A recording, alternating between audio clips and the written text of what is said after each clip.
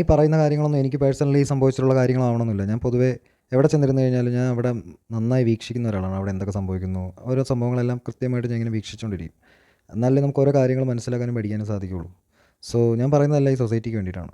പിന്നെ എനിക്കിപ്പോൾ പറയാൻ തോന്നിയ കാര്യം എന്ന് പറഞ്ഞാൽ, ചില കാറുകളിൽ ചില അമ്മായിമാർ ആൻറ്റിമാർ ഇങ്ങനെ ഇരിക്കും, ഭയങ്കര ഗമയും അഹങ്കാരത്തോടു കൂടിയും. അവർ ഇങ്ങനെ വരുന്നതുകൊണ്ടാണ് ഈ ഭൂമി കറങ്ങുന്നതെന്നുള്ള രീതിയിലിരിക്കുന്ന കാണാം.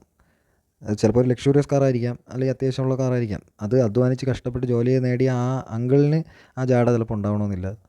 പക്ഷേ അതിൻ്റെ അകത്തിരിക്കണ ഈ സ്ത്രീകളായിട്ടുള്ളവർക്ക് പിന്നെ ഭയങ്കര അഹങ്കാരമാണ്. ഈ ഷോയും അഹങ്കാരവും കാണിക്കുന്ന മിക്കവരും സത്യം പറഞ്ഞാൽ ഒട്ടും സ്കില്ലും കഴിവും വിദ്യാഭ്യാസവും തീരെ ഇല്ലാത്ത ആൾക്കാരായിരിക്കും. കാരണം ഇതൊക്കെ ഉള്ള ആൾക്കാരൊന്നും ഒട്ടും അഹങ്കരിക്കുന്നില്ല. ശരിക്കും പറഞ്ഞാൽ നമ്മുടെ നാട്ടിൽ അത്യാവശ്യം എല്ലാ കാര്യങ്ങളും ഉള്ളവരും, നന്നായിട്ട് എല്ലാം ഉള്ളവരും, അവർ ആവറേജ് ലെവലെല്ലാം ഉള്ളവർക്ക് ഒരു കുഴപ്പമില്ല. സത്യം പറഞ്ഞു കഴിഞ്ഞാൽ ഇതൊന്നുമില്ലാത്ത കുറേ വാണങ്ങൾക്കാണ് ഏറ്റവും കൂടുതൽ അഹങ്കാരം.